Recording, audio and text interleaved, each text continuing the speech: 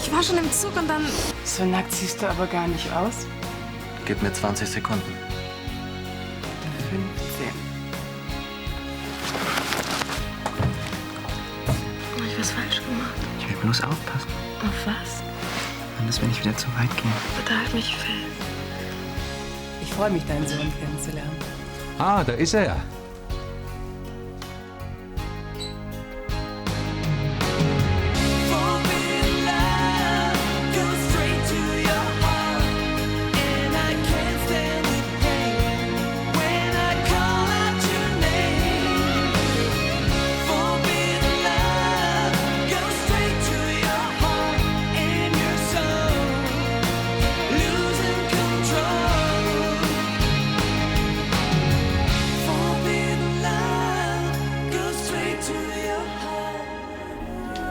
Das ist nun aber wirklich eine Überraschung.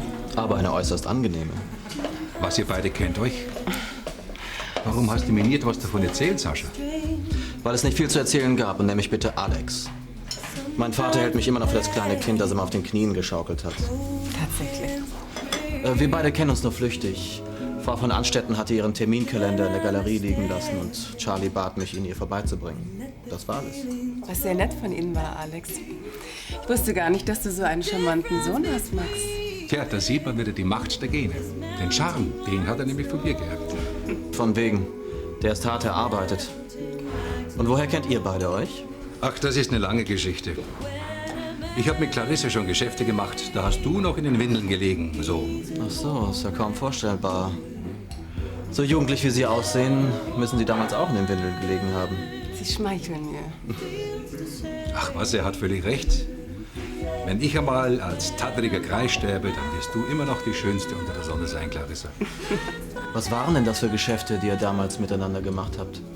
Ihr Vater war so freundlich, mir in einer schwierigen Lage beizustehen. Ohne dich hätte es das Modehaus Linie Clarisse vielleicht gar nicht gegeben. Ach, du übertreibst. Erstens habe ich nicht schlecht von meinem Engagement profitiert. Und zweitens schaden diese samariterhaften Legenden meinem Ruf als eiskalten Geschäftsmann. Ach so, langsam verstehe ich. Gibt es eigentlich nichts zu verstehen. Ich brauche jetzt was zu trinken.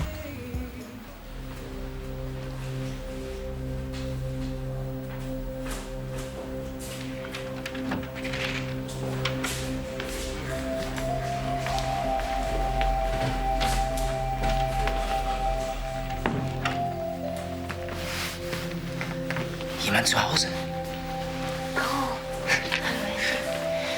ich dachte schon, ihr hättet mich völlig vergessen. Von vergessen kann ja wohl keine Rede sein. Hier sieht's ja aus wie im Botanischen Garten. Wie geht's dir, Schwesterchen? Wenn die Geschenke alle für mich sind, schon viel besser. Aber diese verdammte Chemotherapie macht mich fertig. Tja, es tut mir leid, dich enttäuschen zu müssen, aber das sind keine Geschenke. Das heißt, Geschenke sind schon, aber nicht für dich. Dann bist du also nur vorbeigekommen, um mich zu quälen. Nicht nur. Ich brauche deinen Rat in Sachen Kleiderfragen. Na, was hältst du davon? Das ist toll. Aber rot steht dir nicht. Meinst du? Tja, dann werde ich mich wohl schweren Herzens davon trennen müssen. Was soll man machen? Ein Jammer. Die Agentur gibt morgen eine Party. Und ich will einer bezaubernden jungen Frau eine Freude damit machen.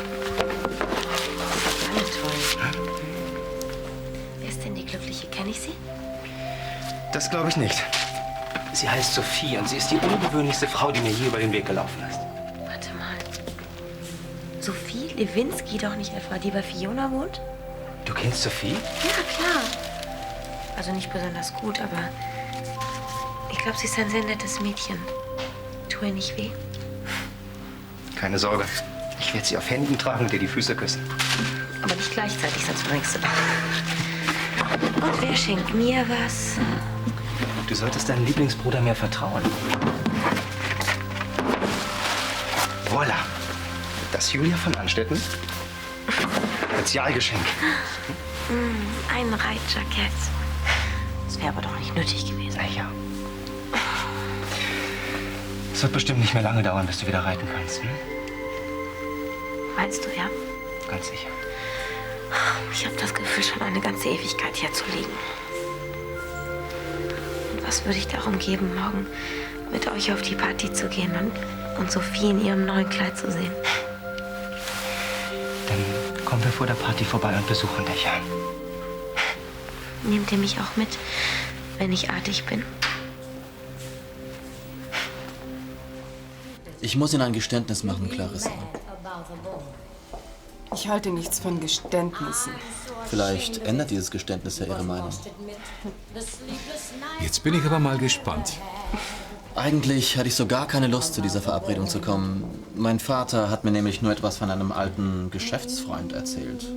Und die sind normalerweise klein, dick, mit Halbglatz und Dollarzeichen in den Augen. Aber jetzt bin ich ganz froh, dass ich gekommen bin. Sie sind eine faszinierende Frau. Es ist sehr freundlich von Ihnen, aber ich fürchte, ich muss jetzt aufbrechen. Ich habe morgen noch zu arbeiten. Soll ich dir ein Taxi rufen, Clarissa? Das wäre sehr lieb, danke. Ich tue inzwischen einfach so, als wäre ich du. Bist du wahnsinnig geworden? Was soll diese verdammte Flirterei? Seit wann hast du denn was dagegen? Ich will nicht, dass Max erfährt, dass wir eine Beziehung haben. Verstanden? Was ist denn schon dabei? Ich bin verheiratet. Willst du mich kompromittieren? Wir leben doch nicht mehr im Mittelalter. Hey, so verklemmt kenne ich dich doch gar nicht. Alex, wenn du mir Schwierigkeiten machen willst, dann werde ich... Das Taxi ist in 5 Minuten da, Clarissa. Ja, schade, dass wir schon gehen müssen, aber vielleicht sieht man sich ja mal wieder. Vielleicht. Aber ich fürchte, das wird schwierig werden. Meine geschäftlichen Verpflichtungen lassen mir kaum Zeit für private Vergnügungen.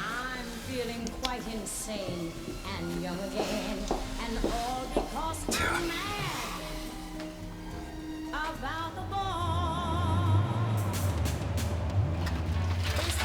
Sorry, Anna. Wenn du was frühstücken willst, kannst du da lange suchen. Da lagern die Typen nur ihr Brot. Was ich mir denken kann. Ich habe was Süßes vom Bäcker mitgebracht. Wir können zusammen frühstücken, wenn du willst. Ich habe eigentlich keinen Hunger, danke. Hey, stell dich nicht so an. Es ist genug da. Ich wollte sowieso mit dir reden. Worüber denn? Über Florian und dich. Und mich. Was gibt's denn da zu reden? Hey, komm mal runter von deinem Paranoia-Trip. Ich will nichts von deinem Florian. Klar? Ja, klar. Ich finde ihn ganz nett. Und das war's auch schon. Aber ihr hockt immer zusammen. Heißt noch lange nicht, dass ich ihn anmachen will. Ist schon voll okay, dass ihr beide zusammen seid. Aber ich dachte, dass ich jeden Morgen einen anderen Typen zum Frühstück vernasche. Die hier sind mir lieber. Abgesehen natürlich von Aki. Dass ich den vernasche, dagegen hast du doch nichts einzuwenden, oder? ich wusste gar nicht, dass du ein Aki... Das ist ein großes Geheimnis. So groß, dass noch nicht mal Aki was davon weiß. Sag ihm aber nichts, sonst hebt er noch völlig ab. Warum sollte ich? Wir Mädchen sollten sowieso zusammenhalten. Meinst du nicht auch? Stimmt. Und wenn du mit den Typen hier nicht klarkommst, mit mir kannst du immer reden. Freundin, okay? Klar. Ist nicht vergiftet.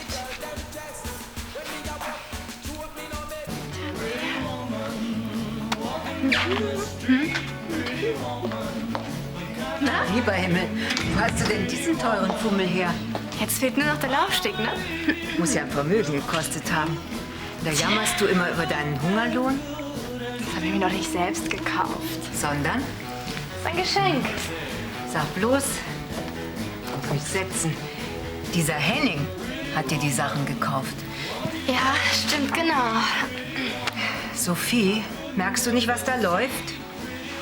Was soll schon laufen? Ich darf ja wohl mal was geschenkt bekommen. Dieser reiche Schnösel versucht, dich zu kaufen. Quatsch! Er hat mich zu einer Party eingeladen und ich habe gesagt, dass ich für sowas keine Klamotten habe. So war das. War das vor oder nach dem Geknutsche? Was? Sag mal, spionierst du mir nach oder was? Ich bin zufällig vorbeigekommen und habe euch gesehen. Henning ist anscheinend sowieso für dich ein rotes Tuch. Ich brauche ja nur seinen Namen zu erwähnen und schon... Sophie, diese Anstecken. Ich weiß, diese Anstecken. Wenn du alles weißt, dann müssen wir gar nicht weiter reden. Hallo. Schön, dass du vorbeikommst. Bleib liegen, Julia. Du bist mein erster Besucher heute. Komm ich zu früh? Willst du noch schlafen? Schlafen kann ich noch genug, wenn ich tot bin. Es war ein Scherz. Wirklich? Warum lachst du dann nicht? keine Kraft mehr. Nicht mal für ein Lächeln. Nicht mal um zu weinen. Oh Mann, ich habe mich noch nie so beschissen gefühlt. Ständig bin ich schlapp und wie ausgelaugt. Das kommt nur wegen der Therapie. Die Übelkeit und die Erschöpfung gehören leider auch dazu. Na, dann bin ich ja beruhigt. Irgendwann, bald, hast du die Therapie hinter dir. Wenn das so weitergeht, ziemlich bald. Gero, ich kann nicht mehr. Doch, du kannst. Wenn du das sagst. Das wird dir doch jeder Medizinstudent sagen. Nicht mal Dr. Seewald will mir was sagen. Oder kann mir was sagen. Was soll sie dir denn sagen? Dass ich gesund werde. Das kann sie dir nicht sagen. Das kann nur ich dir sagen. Was, jetzt wieder ein Witz? Nein, das war kein Witz. Julia, ich kenne dich. Besser als Dr. Seewald oder sonst irgendwer in dem Krankenhaus dich kennt.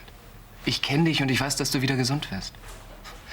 Leukämie muss keine unheilbare Krankheit sein. Muss nicht. Aber auch wenn ich die Krankheit überleben kann, die Therapie, das überlebe ich nicht. Soll ich jetzt lachen? Du sollst mich festhalten. Du sollst jeden Tag vorbeikommen und mich festhalten. Versprichst du mir das? Das verspreche ich dir.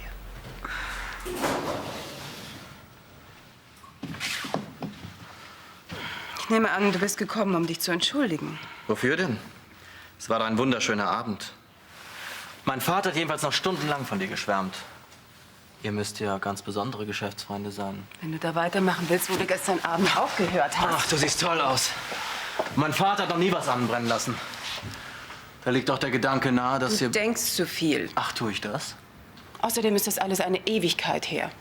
Du hast mit meinem Vater gepennt. Wir hatten eine Affäre. Das ist natürlich was ganz anderes. Und was geht dich das an? Eigentlich nichts. Dein Mann, nicht wahr?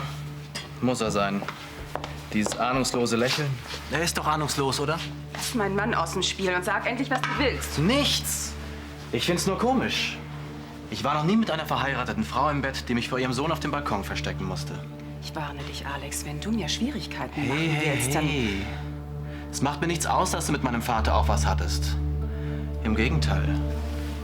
Es macht alles noch viel spannender. Jetzt reicht's. Verlass sofort meine Wohnung. Was ist denn los mit dir? Mir ist doch völlig egal, mit wem du sonst noch schläfst. Wo ist das Problem? Und lass dich hier nie wieder blicken.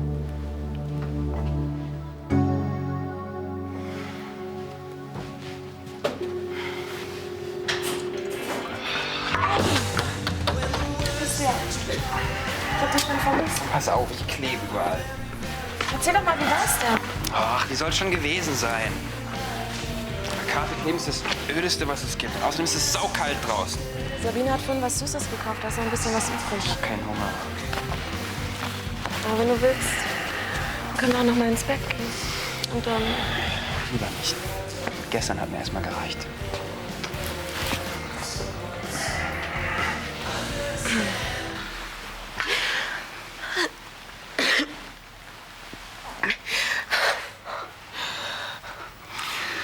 Es wird alles gut werden, Julia.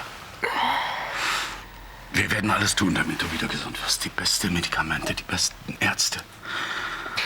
Wenn es sein muss, werde ich Spezialisten aus der ganzen Welt einfliegen. Du wirst wieder gesund. Das verspreche ich dir. In ein paar Monaten bist du wieder auf den Beinen. Und dann machen wir Urlaub. Ich nehme mir frei und wir beide machen Urlaub. In Alaska. Du wolltest doch schon immer die Wanderung der Eisbären sehen, ne? Ich werde dir die Eisbären zeigen. Und wenn es sein muss, werden wir vielleicht einen mit nach Friedenau nehmen. Hm? Besser zwei, dann ist er nicht so einsam. Ja. Wo ist sie denn? Wer? Mama, kommt sie heute noch? Du kennst sie ja. Immer unter Termindruck. Aber sie hat versprochen, noch reinzuschauen.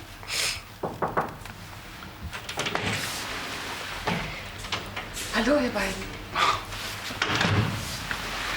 Willst du mitfliegen? Wohin? Nach Alaska, zu den Eisbären. Na klar. Wenn Gero auf Kathi aufpasst. Das kannst du in Alaska auch gut gebrauchen. Danke. Was ist es denn? Schau nach.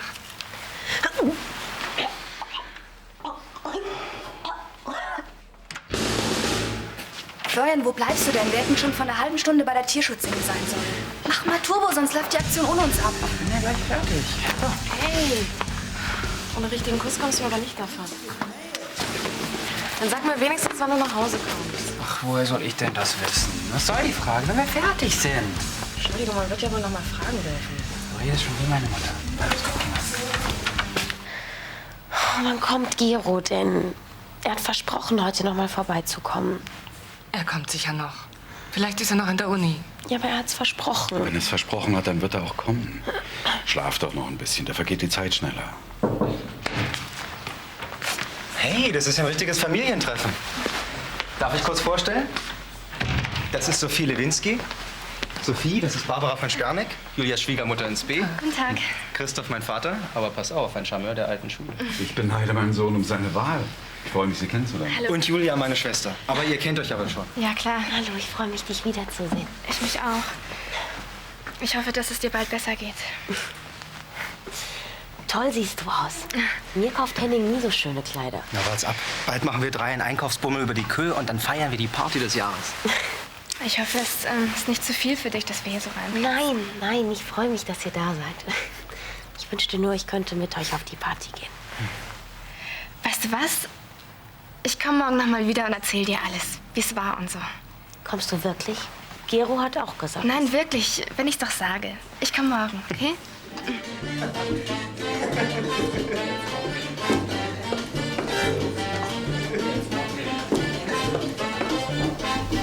Ihr sitzt ja völlig auf dem Trockenen. Was für ein Skandal.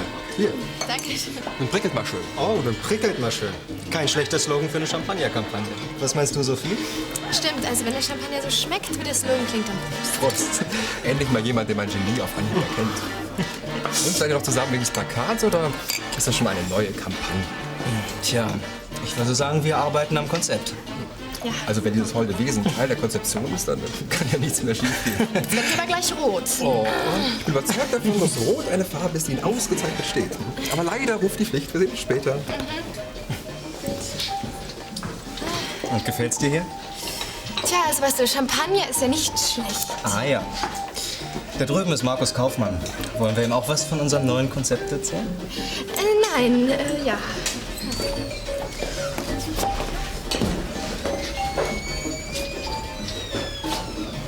Ach, natürlich. Ich hoffe, du benimmst dich heute besser als neulich. Hallo. Nein. Und, geht's nicht gut? Ich glaube, wir werden heute Abend sehr viel Spaß haben. Ja? Und halt die Ohren steif, Julia. Denk daran, in Alaska warten die Eisbären auf dich. Oh mein Gott. Ich weiß nicht, wie lange ich das noch durchstehe. Wenn sie die Kraft hat, müssen wir sie auch haben. Vielen Dank, Barbara. Nicht nur wegen Julia. Hallo, Barbara. Christoph, siehst du schlimm aus. Ist etwas mit Julia? Die Therapie macht mir so sehr zu schaffen. Die Ärzte sagen zwar, das sei normal, aber ich kann es einfach nicht mehr mit ansehen. Mir geht's doch nicht anders. Aber weißt du, wenn wir jetzt zusammenhalten, dann schaffen wir das. Es ist gut, dass du gekommen bist. Julia wartet schon auf dich. Ich muss jetzt los, Christoph. Ich rufe dich noch mal an wegen Julia. Vielleicht war es ja nicht umsonst, dass wir uns den ganzen Tag um sie gekümmert haben. Ja. Vielen Dank für alles. Du weißt, wie sehr sich Julia immer über deinen Besuch freut. Ich tue es gern. Bis später dann. Wiedersehen, Clarissa. Wiedersehen, Barbara. Christoph, ich wollte es Frau Barbara nicht sagen, aber im Moment habe ich mehr Angst um dich als um Julia.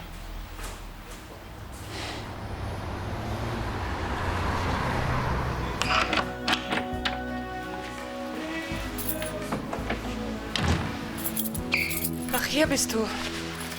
Julia wartet auf dich. Hast du sie total vergessen? Das habe ich nicht. Ich konnte nicht nochmal hingehen. Und warum? Was ist passiert? Jetzt wird mir einfach alles zu viel. Jedes Mal, wenn ich aus dem Krankenhaus komme, bin ich mit den Nerven am Ende. Julia braucht dich. Dringender denn je. Aber auf Dauer halte ich das einfach nicht aus. Ich bin schon jetzt ein Nervenbündel. An mein Studium darf ich gar nicht mehr denken. Wir können uns mit den Besuchen abwechseln. Dann hast du mehr Zeit für dein Studium. Das ist wahnsinnig lieb von dir. Ich wollte mich mehr um sie kümmern. Allein um Christoph zu entlasten. Bei dir ist das was anderes. Gero, Julia ist deine Verlobte. Da wirst du doch wohl mal... Ich nicht. Ich frage mich allmählich, ob ich nicht den falschen Beruf gewählt habe. Und was hat das mit Julia zu tun? Als Arzt braucht man einen kühlen Kopf. Das mache ich. Ja, Julia ist nicht irgendeine Patientin. Das ist ja das Schlimme. Vor lauter Angst bin ich nicht Weißt in du, der... was noch viel schlimmer ist? Ein Arzt, dem die Gefühle seiner Patienten vollkommen egal sind. Sagst du so einfach. In der Praxis. Und jetzt will ich nichts mehr davon hören. Du wirst sie so oft besuchen, wie es nur geht, und ich helfe dir. Kapiert? Das nimmt mich alles viel mehr mit, als ich gedacht habe. Ein Glück, dass sich Barbara so rührend um sie gekümmert hat. Ohne sie hätte ich den Tag nicht überstanden. Soll ich mich jetzt schuldig fühlen, oder? Aber nicht doch, Clarissa. Am liebsten würde ich mir ein Bett aufstellen und Tag und Nacht. Ich weiß es doch. Leider habe ich nebenbei noch eine Firma zu leiten. Ich wollte dich auch nicht kritisieren. Außerdem hat Julia nichts davon, wenn wir uns jetzt hier zanken. Tut mir leid. Aber meine Nerven sind auch nicht mehr die besten. Es ist für uns beide nicht einfach. Andererseits, Andererseits was? ja, du bist in letzter Zeit so merkwürdig zu mir. Nichts kann ich dir mehr recht machen. Ich verstehe nicht, wovon du redest. Dabei sollten wir gerade jetzt in so einer schweren Zeit zusammenhalten. Schon allein in Julias Interesse. Eben. Gerade weil es um Julia geht, finde ich eher dein Verhalten sehr merkwürdig. Willst du schon wieder streiten? Warum wehrst du dich mit Händen und Füßen dagegen, dass wir Julias leiblichen Vater ausfindig machen? Dass wir das Thema ausgerechnet hier diskutieren. Die Ärzte sagen doch alle... Die Ärzte sagen, dass wir das Ergebnis der Chemotherapie abwarten müssen. Ich halte mich nur an die Anweisungen der Ärzte. Jetzt lass uns wieder reingehen. Deswegen sind wir ja schließlich hier.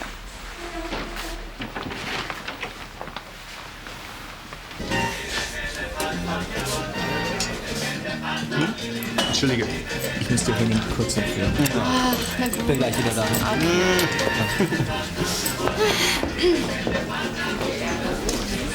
Oh, das ist sehr aufmerksam. Ich komme gleich wieder, ja? Hallo Sophie. Hier hätte ich dich ja wirklich am wenigsten erwartet. Wollen wir auf unser Wiedersehen anstoßen? Danke. Ich glaube, ich weiß gar nicht mehr genau. Carla, ich arbeite als Model für die Agentur. Henning war so nett, mir diesen Job zu besorgen, aber das war vor deiner Zeit. Ach ja, jetzt erinnere ich mich. Das ist wirklich ein hinreißendes Kleid, was du da anhast. Und die Kette erst. Das ist ganz toll. Auch wenn es nur Modeschmuck ist. Wo hast du sie gekauft? Das ist ein Geschenk von Henning. Aha, das habe ich mir schon gedacht. Henning ist nämlich ganz groß im Geschenke machen. Hier, das ist auch von ihm. Das ist natürlich kein Modeschmuck, ist echt. Aber nur Geduld. Wenn Henning es wirklich ernst mit dir meint und du dich ein bisschen bemühst, dann wirst du vielleicht irgendwann auch so eine Kostbarkeit von ihm bekommen. Aber dafür wirst du wahrscheinlich ein bisschen schwitzen müssen.